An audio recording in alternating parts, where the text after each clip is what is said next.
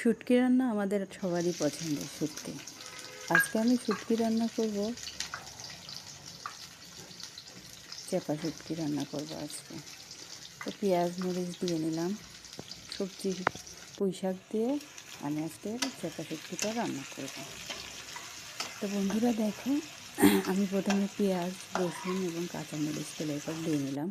এরপরে 3টা শুটকি দিলাম, হালকা একটু লবণ দিয়ে নিলাম। এবার এটাকে ভালোভাবে কষিয়ে নেব। একটু পেঁয়াজ একটু নরম হয়ে আসলে আমি এর ভিতরে হলুদ গুঁড়ো দিয়ে দিলাম, সাথে হলুদ গুঁড়ো এবং মরিচ গুঁড়ো পরিমাণ মতো দিয়ে নিলাম। দিয়ে এটাকে ভালোভাবে কষিয়ে নেব। আমি আসলে শুটকি একসময় খেতাম না, এখন শুটকি ছাড়া চলেই না। শুটকি আসলে ভালো করে রান্না করলে কোনো গন্ধ লাগে না।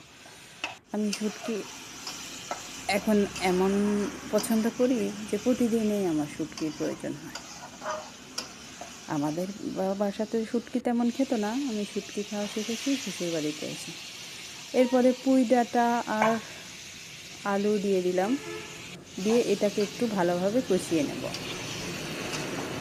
এটা কষানো ভালোভাবে কষিয়ে নেব।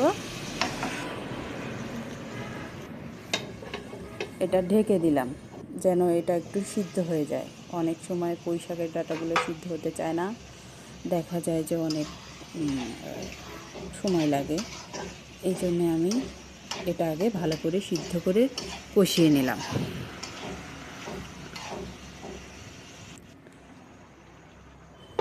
এরপরে ওটা কষানো হয়ে গেলে আমি পুঁই পাতা দিয়ে দিলাম। পুঁই পাতা দেওয়ার পরে এটা পুঁই পাতাগুলো একটু নরম হয়ে আসার জন্য এটাকে আমি একটু ঢেকে নেব। ঢেকে নিয়ে এটা যখন একটু নরম হয়ে আসবে, এটা ভালোভাবে কষিয়ে রান্না করব। ভালোভাবে রান্না করলে সব কিছুই অনেক টেস্ট লাগে, অনেক ভালো লাগে। এটাকে সুন্দরভাবে কষিয়ে নেব। এই তো ফাইনাল লুক। খেয়ে দেখবে তোমরা, অসম্ভব সুন্দর, অসম্ভব ভালো লাগে, অনেক স্বাদ লাগে, অনেক ভাত